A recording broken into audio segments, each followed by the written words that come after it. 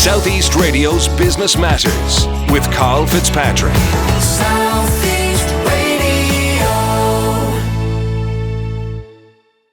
Welcome back to Southeast Radio's Business Matters with me, Karl Fitzpatrick. I'm now joined in the studio by Jamie Heaslip from Flender.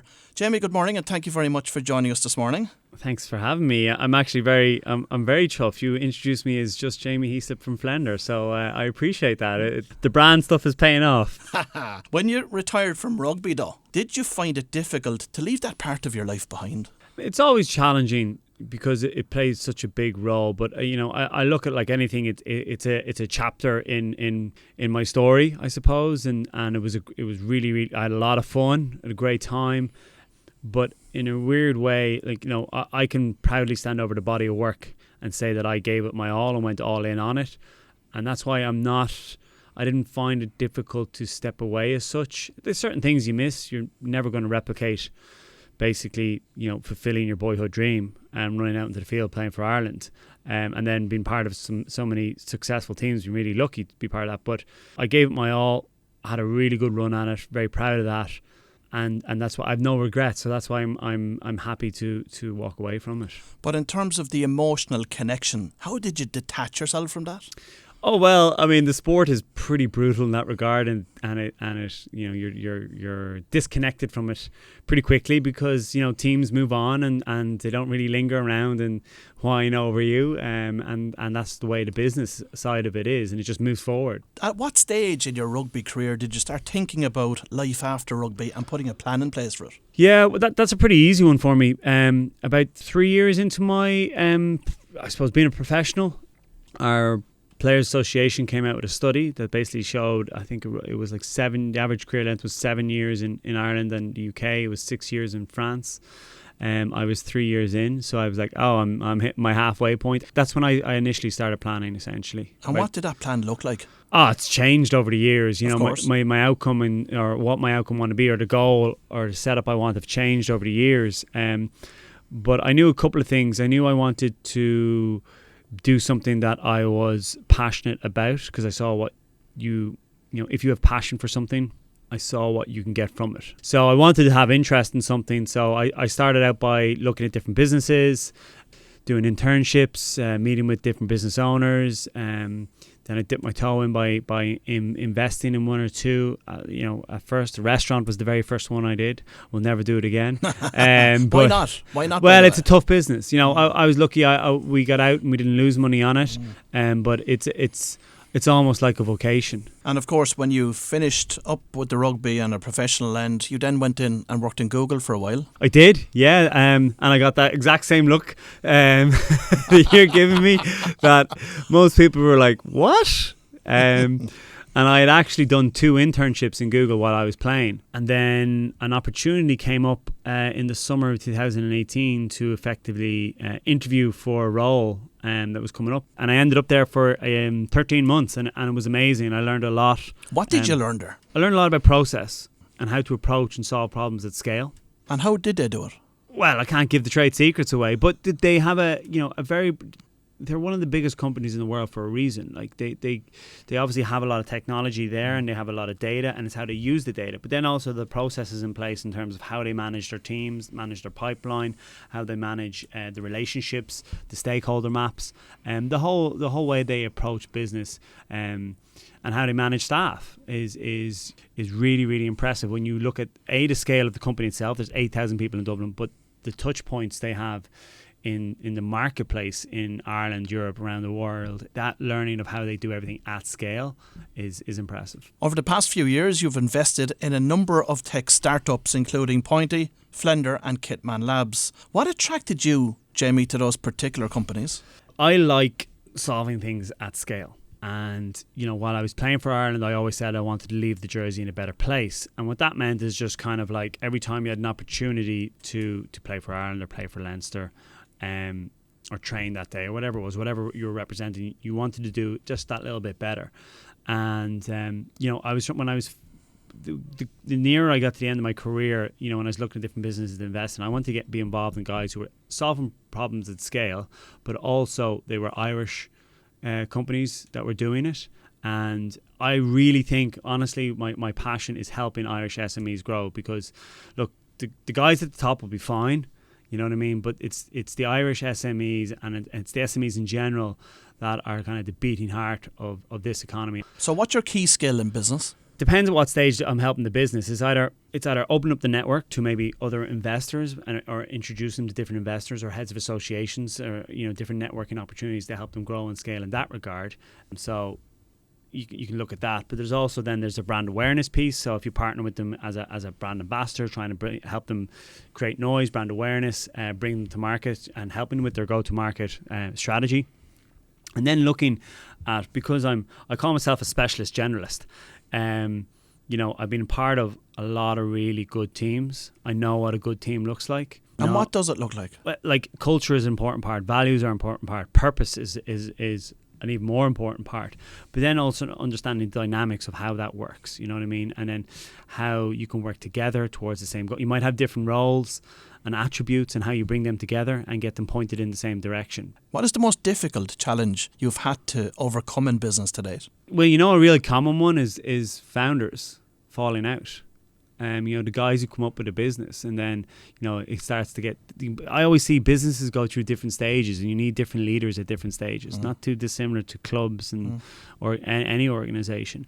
And it's always seeing how to manage that dynamic as the company grows and scales and could pivot and change. How do you approach that when you see it happening? That's a good question, actually.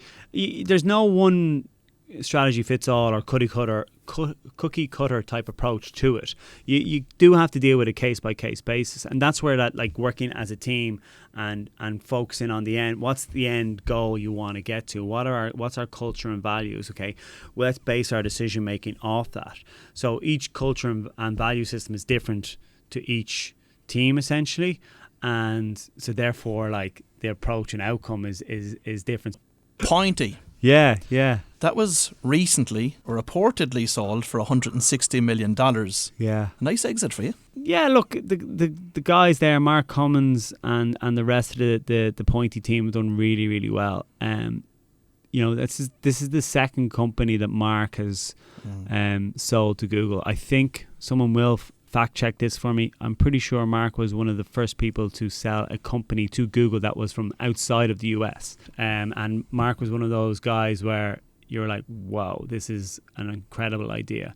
And it compounded in my head this actually in the last 13 month stint in Google, because you got to see the real battlegrounds that's happening between Amazon, for example, and Google, not just in the search space, but Amazon and the mom and pop shops, or you know what I mean, and how that landscape of selling, for example, and how you do business in general is transforming because of the way technology and infrastructure is transforming businesses. And that's why there's this whole digital transformation piece going on, and Pointy were playing a role in helping companies adapt to that.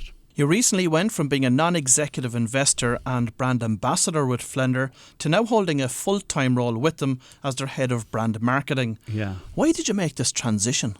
I knew I wasn't a guy to be part of a big corporate company like Google. And I knew that wasn't for me long term, and I always wanted to go back to and be involved in one of the business that I invested in, because I was passionate about what they were trying to do. So opportunity came up with Flender to get involved with them. And we talked about it for a while in terms of what type of role would be really effective and what that looks like. And it was a great opportunity to get involved in the team. A lot of really good things are happening, and you'll see over the coming months there'll be some really good pieces of news that will be happening. But the growth is what really excited me. They've gone from 1 million of business loans in 2017 to 4 million in 2018 to just under 13 million last year, and last month alone we did just over 2 million. When you go to events, you must be inundated with people that want to talk rugby as opposed to talk business and finance. Yeah, they do, but it's really interesting. Like, no problem. There's not much rugby to talk about right now because it's all getting called off, but it's Yeah, I don't mind that part because I do that, you know what I mean? And so I have no problem talking about that because I really, like, as a rugby fan and a former rugby player, I really want to grow that game. It's actually an interesting topic right now because there's talk of putting the Six Nations behind a paywall, for example. But What are your thoughts on that, by the way? Well, I don't think it's, again, there's going to be some sort of blend, I think, in how they do it. They've got to get the balance right between growing the game and growing the revenue of the game because you need one. You can't do one without the other. So it's a blend there. They might do it. I don't know. There's chat of them doing a multi-tier approach to it. You also have the online players coming into it. So the OTT offering as well, how they approach that. Do they just highlights? Do they give certain games? It's a pretty dynamic landscape that's unfolding in front of everyone. So it'd be interesting to see how it goes. But people talk rugby, but then you pretty quickly get into like the transition. I'm out of the game now 2 years, and I'd be quite vocal that I think it's going to get harder and harder for players to transition out of professional sports. Why so? Because they're going into it, they're starting professional younger and younger on average, and the game demands. It's a weird paradox. The game, it demands so much from you that you need to commit to it, but it doesn't give you enough where you finish that you don't have to worry about your financials essentially. So Flender is a digital lender. How would you define this, Jamie? We are a lending platform that's online essentially, and you can upload all your information in terms of the asks that we require, and within 4 to 6 hours we'll give you a yes or a no, and if it's a yes in 24 hours you'll have your money. And I don't think a lot of pillar banks can in real actuality do that. What's the business model that underpins this? We established a credit line of 75 million in Q4 last year. We have a goal. We've the ability to lend base. That brings us to have up to the point of having an ability to lend up to 100 million. We've set the goal of 100 million this year because that's what we can do. And we are tracking ahead of last year so far, which is great. But yeah, we have a funds from an alternative asset finance company. And we're looking for businesses that need it and they kind of fit our criteria. And what is that criteria? Essentially, you got to be trading for at least 2 years. You got to have positive revenues, up-to-date balance sheets, accounts. All that information is on Flender.ie. People can get into it. But that's essentially, if you're a good business and you're trading well, more than likely we're going to be able to do business with you. And in terms of the process and the documentation that you require, how does that work?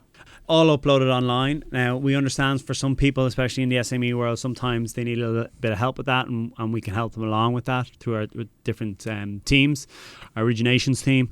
But once it gets uploaded, it's all a pretty fast process. Sometimes it's some people are a bit like, what's the catch, or what's going on, because it can be for some people a bit different than going to their pillar banks. But if you go to your pillar bank, I think your average now is 6 to 8 weeks that you're waiting for them to come back on a yes or no, and then potentially another 2 weeks to draw down on that.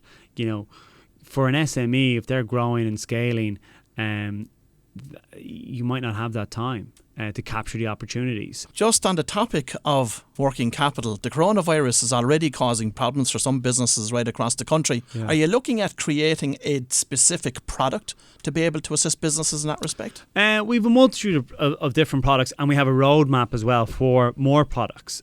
Right now we're a small team, so engineering is. We're constantly loading up engineering with different requests that they can build for us on the platform. But we our terms are pretty flexible. We go from 6 months to 3 years, up to €300,000.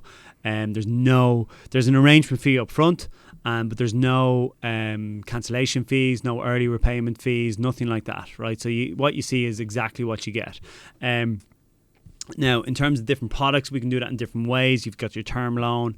There's a merchant cash advance as well, which is kind of linked to the card machine. That's really popular with retail. Essentially, the more the busier you are, the more you pay off. The less busy you are, the less you pay off. And in terms of interest rates that you're charging, are you pricing risk? Yeah, we are. We start at 6.45. and then we kind of price risk accordingly depending on the business. And what's the essentially. average interest rate that you're charging? I think it's just over 8% is the average. Average loan size is about €100,000.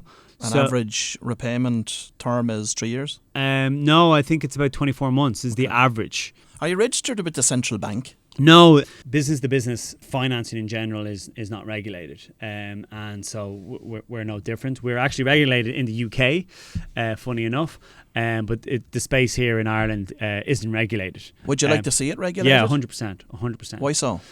Well, I just think it's smart business practice to have that industry regulated essentially, and we'd be very pro that choice.